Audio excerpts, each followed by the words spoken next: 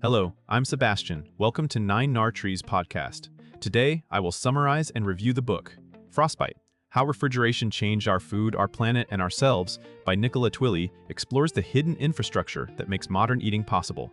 Refrigeration is so ordinary that it disappears into the background, yet it determines what shows up in supermarkets, how long it stays safe, and which places can grow what we eat. Twilley, known for investigating the intersection of design, technology, and everyday life, follows cold as both a scientific achievement and a cultural force.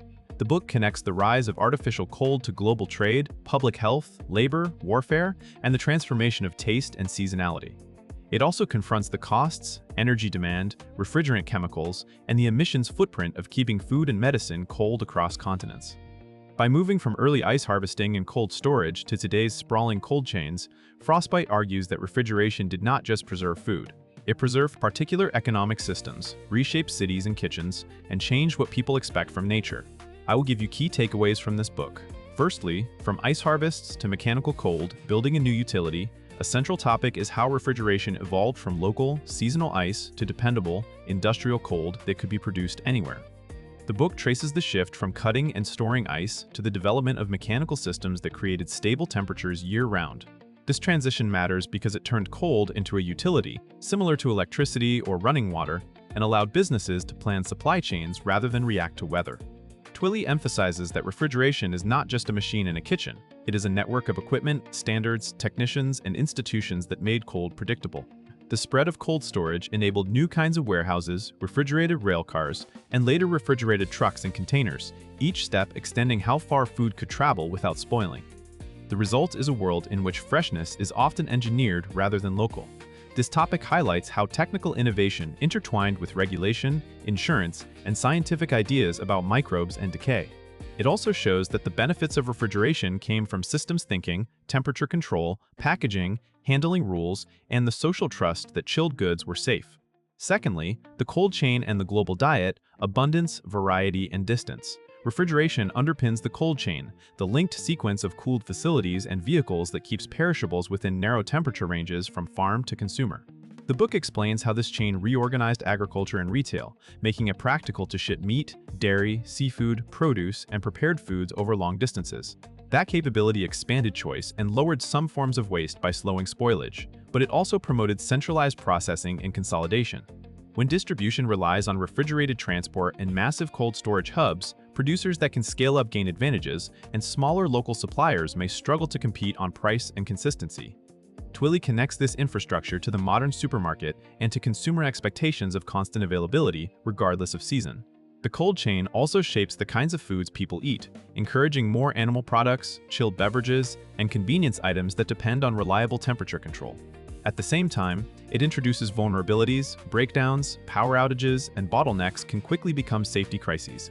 This topic frames refrigeration as an enabling technology that widened diets while creating dependence on complex logistics and continuous energy. Thirdly, health, safety, and standards. Managing microbes with temperature. Another key topic is the relationship between refrigeration and public health. Cooling does not sterilize food, but it slows microbial growth, making it a cornerstone of modern food safety. The book examines how scientific understanding of pathogens and spoilage drove new practices, from meatpacking and dairy handling to household storage routines. Twilley highlights that refrigeration's impact depends on standards and behavior, including correct temperatures, time limits, and clean processing.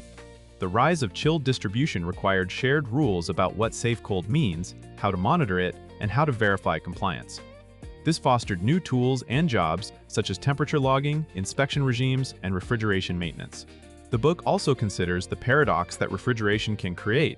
Longer storage times may reduce immediate spoilage, yet extended supply chains increase opportunities for contamination if sanitation and monitoring fail.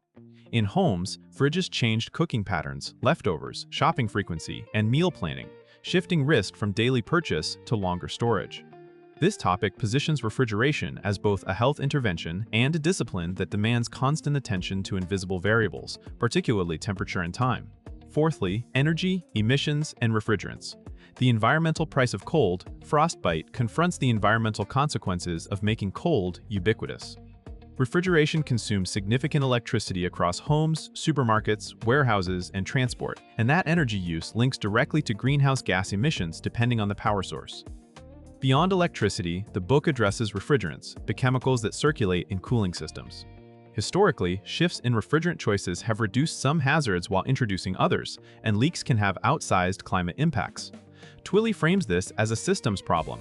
Even efficient appliances can contribute to large emissions when multiplied across billions of units and combined with continuous operation. The cold chain also encourages longer distance trade, increasing overall energy demand for storage and transport.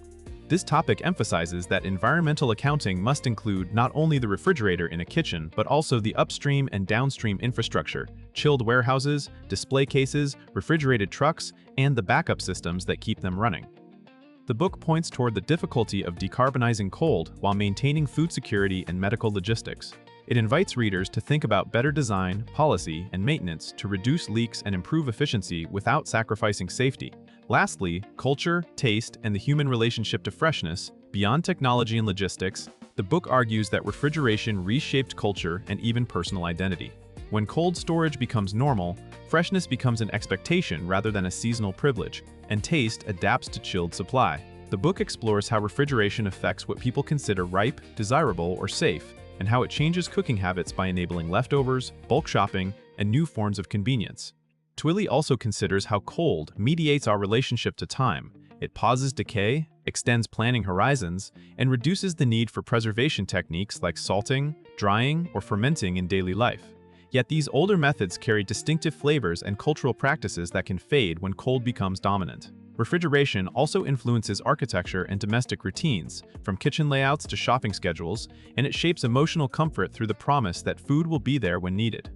This topic highlights an irony. A technology designed to slow nature can make people feel less connected to seasons and place. By examining everyday behaviors, the book shows that cold is not neutral. It is a worldview that values control, predictability, and standardization, with real trade-offs. In conclusion, this book is best for readers who enjoy narrative nonfiction about everyday infrastructure, as well as anyone interested in food systems, climate policy, public health, design, or global trade. Home cooks and shoppers will recognize familiar routines, while professionals in logistics, sustainability, and food safety will appreciate how the cold chain links technical decisions to cultural outcomes. The benefit of reading Frostbite is that it makes an invisible system visible. Once you understand how refrigeration shapes seasonality, safety, pricing, and waste, you can make more informed choices about what to buy, how to store food, and which policies or innovations matter most for lowering emissions. It also deepens climate literacy by showing why decarbonizing cold is both urgent and complicated, involving not only energy efficiency, but refrigerant management, maintenance, and resilient infrastructure. Compared with many food books that focus only on farming or nutrition, this one stands out for treating cold as a powerful driver behind modern diets and expectations. It connects history, science, and cultural change into a single story, making it a worthwhile purchase for readers who want a fresh lens on how technology quietly remakes daily life. If you would like to support Nicola Twilley, you can buy the book through the Amazon link I've provided in the podcast description. After reading the book, please let me know what you think and share your thoughts. See you around.